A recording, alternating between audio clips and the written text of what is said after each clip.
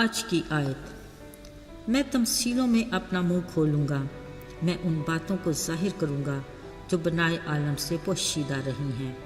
متی 13 باب 35ویں آیت۔ عزیزو، رشتوں میں سب سے سندر رشتہ استاد شاگرد کا ہوتا ہے، اگرچہ یہ خون کا رشتہ نہیں بھی ہوتا مگر اس سے کہیں زیادہ اہمیت کا حامل ہے۔ باشعور لوگ ہمیشہ استاد کا احترام کرتے ہیں، وہ اس بات کا احساس کرتے ہیں کہ استاد ہی ہے جو اخلاق اور کردار کو سنوارنے اور اعلیٰ شخصیت کی تعمیر میں اہم کردار ادا کرتے ہیں۔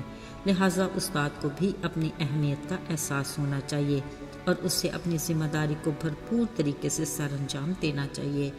یاد رہے، خدا کی طرف سے دی ہر ذمہ داری کا حساب ضرور ہوگا، جس میں درس و تدریس کا شعبہ بھی انتہائی حساس ہے، کیونکہ استاد کا رویہ اور سلوک ہی ایک معصوم بچے کو کامیاب بناتا یا پھر ناکامی اور مایوسی کے اندھیرے میں دھکیل دیتا ہے۔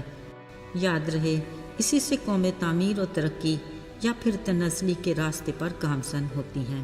عزیزو، زندگی کا کوئی بھی پہلو ہو، بہترین نمونہ اور اعلیٰ مثال فقط ایک ہی ذات ہے، اور وہ ذات ہے یسوع مسیح، اور زندگی کے انجانے راستوں میں رہنمائی کے لیے صرف خدا کا کلام ہی مشعل راہ ہے۔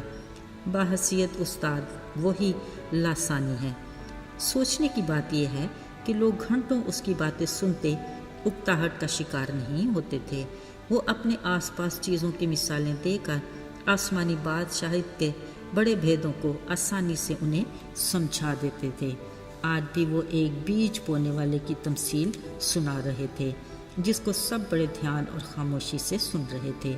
انہوں نے کہا، آسمان کی بادشاہی اس آدمی کی مانند ہے جس نے اپنے کھیت میں اچھا بیج بویا، مگر لوگوں کے سوتے میں کوئی دشمن آیا اور گیہوں میں کڑوے دانے بھی بو گیا۔ بس جب پتیاں نکلیں، بالیں آئیں تو کڑوے دانے بھی دکھائی دینے لگے۔ یہ دیکھتے نوکر مالک کے پاس آئے اور کہا، آئے خداوند، تو نے اپنے کھیت میں اچھا بیج نہیں بویا تھا، پھر یہ کڑوے دانے کہاں سے آئے؟ مالک نے کہا، یہ کسی دشمن کا کام ہے۔ نوکروں نے مالک سے کہا، ہاں، اگر تو چاہے تو ہم کھیت میں سے کڑوے دانے جمع کر لیں۔ مالک نے کہا، نہیں، ایسا نہ ہو کہ کڑوے دانے کے ساتھ تم گیہوں بھی اکھاڑ لو، دونوں کو اکٹھا بڑھنے دو۔ کٹائی کے وقت کاٹنے والوں سے کہہ دوں گا کہ پہلے کڑوے دانے جمع کر کے گٹھے باندھ لو تاکہ یہ جلانے کے کام آ جائیں، اور گیہوں کو میرے کھتے میں جمع کرو۔ عزیزو، ماہر استاد یسوع نے بڑے آسان لفظوں میں اس تمثیل کی تشریح کی اور کہا، بیج خدا کا کلام اور بونے والا ابن آدم ہے۔ کھیت دنیا اور اچھا بیج بادشاہی کے فرزند، کڑوا بیج شریر کے فرزند ہیں۔ کڑوا بیج بونے والا ابلیس ہے، اور کٹائی کا وقت دنیا کا آخر ہے، اور کاٹنے والے فرشتے ہیں۔ عزیزو، خدا کے کلام کی منادی تمام دنیا میں کی جاتی ہے۔ یاد رہے، جو اس کلام کو سچے دل اور مضبوط ایمان کے ساتھ سنتا اور قبول کرتا ہے، ان کے دلوں میں خدا کا بیج جڑ پکڑتا اور پھل لاتا ہے، اور ان کی زندگیوں سے خدا کے نام کو جلال ملتا ہے۔ کلام کے مطابق خدا کے فرزند اپنے باپ خدا کی بادشاہی میں آفتاب کی مانند ہوں گے، مگر وہ لوگ جو خدا کے کلام کو سنتے تو ہیں، وقتی طور پر قبول بھی کرتے ہیں، مگر دل کی زمین میں کلام کا بیج جڑ نہ پکڑنے کی وجہ سے آزمائشوں اور دنیاوی فکروں کا شکار ہو جاتے ہیں۔ ایسے میں ابلیس کلام کو چرا لے جاتا ہے۔ یہ کڑوے دانے ابلیس کے وہ فرزند ہیں جن کی زندگی بے قیام ہے۔ ایسوں کے لیے خدا کا کلام واضح ہے کہ دنیا کے آخر میں ان کا ٹھکانہ آگ کی جلتی بھٹی ہے۔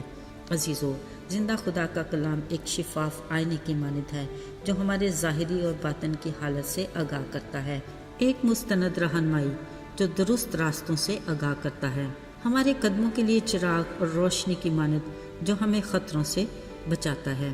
یاد رہے، ہمیں خدا کے کلام کے مطابق اپنے دل کی زمینوں کو تیار کرنا ہے تاکہ کلام کا بیج جڑ پکڑے، بارور ہو، اور ہماری زندگیوں سے اس کا نور منعکس ہو، تاکہ ہمارے اخلاق و کردار سے روح کا پھل ظاہر ہو، جس سے ہمارے نیک کاموں کو دیکھ کر آس پاس کے لوگ ہمارے باپ کی جو آسمان پر ہے تمجید کریں گے، اور اس کے نام کو عزت اور جلال ملے گا۔ آئیے دعا کریں۔ اے ہمارے آسمانی باپ، हम दिल की गहराइयों से तेरे शुक्रगुजार हैं कि तू हमारा बाप है। हम तेरे बेटे यीशु मसीह के कुफारे की बदौलत तुझे बाप कहते हैं। तौफीक अता कर कि हम इस बड़े एहसास को तेरे फजल से बरकरार रख सकें। हम तेरी मर्ज़ी को अपनी ज़िंदगी में पूरा करना चाहते हैं। तू हमारी मदद कर और हमें इस लायक बना। यीशु के बाबरकत और मुबारक नाम में आमीन।